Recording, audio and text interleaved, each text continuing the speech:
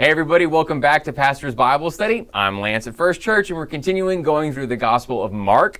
We're in Mark chapter 9 today. You can jump right in today, and of course you can always go back right to the very beginning to go through this entire book of the Bible with me line by line. Okay, so today we're starting in Mark chapter 9. We're first going to read verses 14 through 29. So we pick up. When Jesus, Peter, James, and John approached the other disciples, they saw a large crowd surrounding them and legal experts arguing with them. Suddenly, the whole crowd caught sight of Jesus. They ran to greet him, overcome with excitement. Jesus asked them, "What are you arguing about?" Someone from the crowd responded, "Teacher, I brought my son to you since he has a spirit that doesn't allow him to speak. Wherever it overpowers him, it throws him into a fit. He foams at the mouth, grinds his teeth, and stiffens up. So I spoke to your disciples to see if they could throw it out, but they couldn't." Jesus answered them, "You faithless generation, how long will I be with you? How long will I put up with you? Bring him to me." They brought him. When the spirit saw Jesus, it immediately threw the boy into a fit. It fell on the ground and rolled around, foaming at the mouth.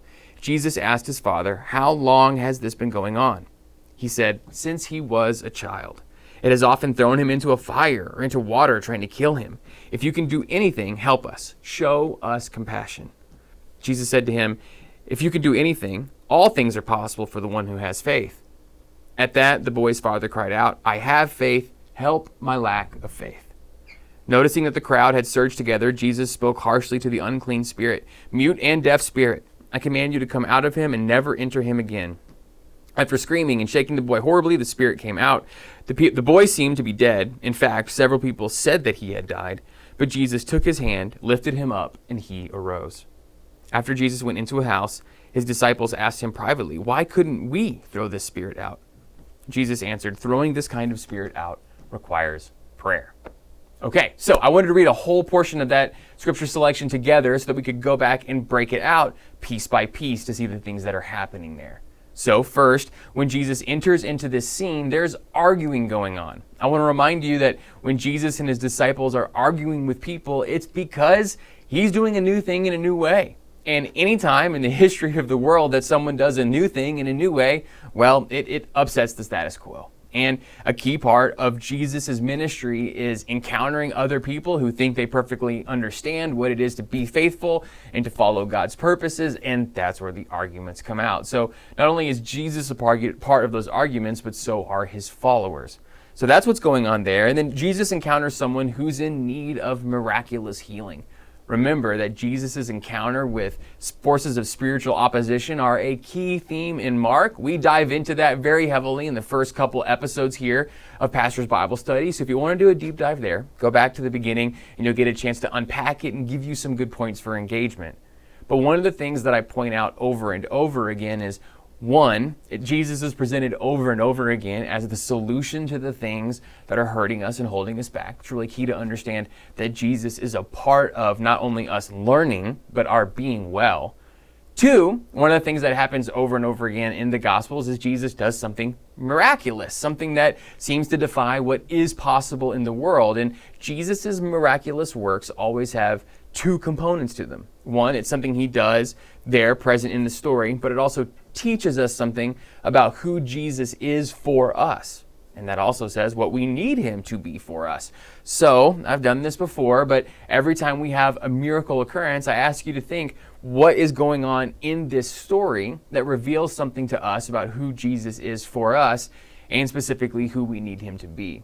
So one of the key ones in this story is, again, this is a boy who's not able to speak and not able to hear. And one of the things that we understand is that in Jesus' encounter with us, we're able to truly hear and to truly proclaim what is true in the world. I also want to point out, though, a key element to this story is that the person who's suffering in this story is experiencing something that's very, very scary to everyone around him. In fact, something that threatens his ability to live, period. And it's important to understand that's also something that Jesus is revealing to us about himself, is that what is incredibly scary and unbeknownst to us is not scary or threatening to him. Does that make sense? The things that cause us greatest fear individually and as families, as community, and as the world do not cause him fear in the same way. Second, the things that are threatening to us in our life and our ability to survive, well, he has an answer to that. So these are two elements that are important components of this miracle story that I want to lift up to you. Finally, I also want to bring up in verse 29 and 28, Jesus' disciples say, why were you able to exercise this kind of power and we weren't? And it's really funny because he could have said so many things about the nature of who he is uniquely as the Word, the Son of God. But instead he says this kind of spirit, throwing this kind of spirit out, requires prayer. So I want to stop right there. I want to talk a little bit about prayer. I want to make sure that you understand that prayer is not just asking God for stuff. Truth be told, culturally, a lot of times our images of prayer can look like that. It's people praying for things they want, etc. But we learn through the scriptures, and particularly through the life of Jesus, that prayer is so much more. Prayer is about a living relationship with God. Prayer is about connecting with the God who is present and at work in our lives. Prayer is about forming ourselves as God would have us be, and God's at work in us accordingly. One of the things that we see over and over again is Jesus at prayer. Remember, maybe Jesus needed to pray, quote unquote, less than anybody ever, right? I mean, he's God with us, and yet Jesus prays continuously. Jesus is modeling for us what it is to live a life of deep connection to God. That connection not only does work in you, it also does work through you. And doing things like this, Jesus says, is only possible for the kind of people who have lives deeply rooted in prayer. So that's what I want to do. One of the things I like to do when we're teaching is to stop and give some breakout discussion points. Maybe you're watching with a group right now. Maybe you're just listening by yourself while you're walking the dog or working on another screen on your computer. So I want to give you an opportunity to pause and to reflect. What's the power of prayer in you? What does prayer do for you? Right? What does prayer achieve in you? And maybe you don't have an experience with this yet. So maybe you could just have to assume or try to infer based on what you've seen in the lives of other people. What's the power of prayer in you? And then here's a tricky question. What kind of power does prayer give you? Right? And I know we live in a very superhero saturated world, so those aren't the kind of quote unquote powers that prayer gives you, of course, but prayer does give you the ability to do things and be things that wouldn't otherwise be possible. What do you think those are? If you're in a group, discuss that together. If you're by yourself, pause. Don't just run past this to the next verse. Pause. What does prayer make possible for me? Not only in me, but through me, in my relationships and in the world around me. Okay. After you've had a chance to discuss or to discern, let's jump back into the scripture reading. Short selection here first. Verse 30. From there, Jesus and his followers went through Galilee, but he didn't want anyone to know it. This was because he was teaching his disciples, the human one, or the Son of Man, that's what he calls himself, will be delivered into human hands. They will kill him. 3 days after he is killed, he will rise up. But they didn't understand this kind of talk, and they were afraid to ask him. So remember, when Jesus calls himself the Son of Man or the human one, depending on which translation of the Bible that you're reading right now, that's a title. It comes from Daniel 7. It's not an adjective about himself. It's a title that he's claiming. It comes from the Hebrew Bible, what we call the Old Testament. In Daniel chapter 7, there's this prophetic vision of the future, and it involves one called the human one or the Son of Man, and that's a title. And it's a marker of the inauguration of God's reign over the world and the one who will restore all things to right relationship with God. So Jesus is saying, that's me. The person that you've been looking for in your scriptures, the person that you're anticipating, that's me. It's a title that he's claiming, but he's saying something that they would have never expected, that that person who fulfills all those expectations will be turned over and killed. Well, that makes no sense to the audience that's hearing that, even though we're seeing him repeat it over and over and over again. He keeps telling them because it's so counter to their expectations. It's just so incredibly hard to receive. The world doesn't work that way, they think. God doesn't work that way. And certainly you can't work that way, right? Jesus keeps repeating it. As a point of teaching, I want to pause and lift up that the journey of the disciples following Jesus is a journey of their coming to gradually know more fully who he is, what he is to do, and what it means to follow him. They don't immediately get it in just one moment. It unfolds and becomes apparent to them over time and becomes more powerful and more real in their lives as they're able to grow and trust. I just want to lift that up, that the same story is true for you today. 2,000 years later, you're not expected to get it all at one moment. It's not expected to all perfectly fall into place and you have no questions and you totally understand and it's changed everything in one moment. If that does happen, amen. What a miracle. But that's not how it happens.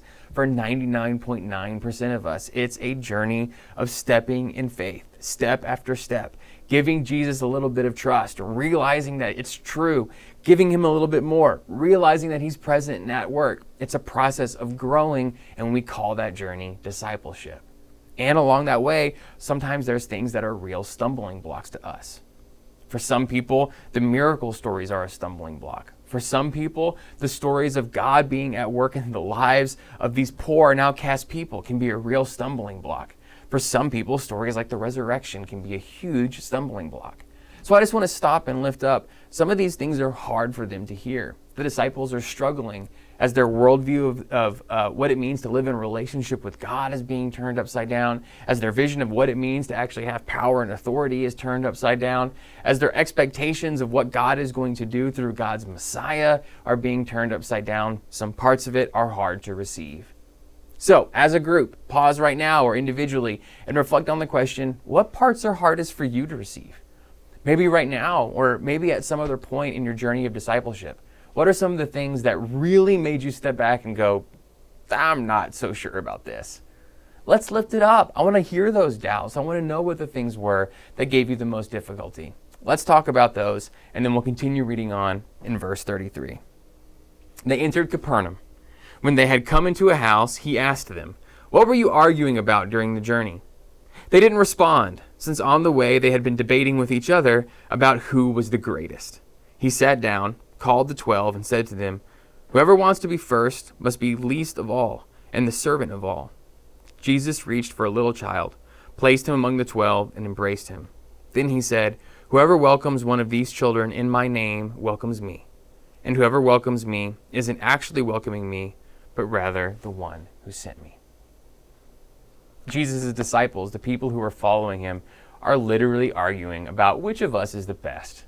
Which of us is the best? Which of us does Jesus like the most? With whom of us is Jesus the most pleased and the most happy? Sounds like something that might happen in churches even 2,000 years later. And Jesus' response to them is, your entire understanding of greatness is upside down. You think it's about acclaim. You think it's about being celebrated by others. You think it's about power or prestige. It's the opposite. Greatness in my eyes are the people who set all of that aside, who set aside all of that ego and all of that desire for applause, and they instead focus on who I would have them be. And that looks like service, and that looks like humility, and that looks like generosity, and that looks like supporting those who are valued the very least. He brings a child in his environment. People didn't look at children as full people, really. You ever heard that phrase, like children are to be seen and not heard, or something like that? That was kind of the world that they lived in. In our world today, we tend to lift kids up as the most important thing in any family, but that wasn't exactly how their society and their culture worked. So for him to take a child, someone who they would have viewed as not really worthy of respect or full consideration as a person, and he says, this is something that I want to celebrate. Not only you being like them, but you welcoming them, accepting them, bringing them into the full household of God. Because in fact, when you do that, you're welcoming me. And when you're welcoming me, you're welcoming the one who sent me. Meaning for us today, living in full relationship with God means being the people that God would have us be. Means turning upside down our cultural values of what it means to be great or worthy of praise or celebrated. So, you know that though, probably, right? You know that though, probably, right? I mean, I think you've heard that before. If you've made it all the way to chapter 9 of a pastor's Bible study, you've probably heard that before. So let's just lift up that that's hard. Not impossible, but that's hard. And if we're ever going to get past it, what are the things that we cling to? What are the things that we hold on to? What are the things that we know, yes, ultimately, that's not where real belonging or security or significance comes from, but I'm just having a hard time letting go. Whether you're by yourself, whether you're discussing with others, let's lift those up. Let's just name them for what they are. Look, I'm not perfect yet, and I'm still on this journey, and I wish to be more humble, and I'm trying to be. And I wish to be more loving and accepting, and I'm trying to be. And I want to be more like the least of these, like Jesus is saying, and I am trying to be, but this is the stumbling block in my way today. Let's name it, lift it up, and trust that to Jesus in his presence and care. Because we're not done growing, and he's not done with us. Friends, thankful to be in another episode of Pastor's Bible Study with you. Can't wait to see you for the next one. God bless, and I'll see you soon.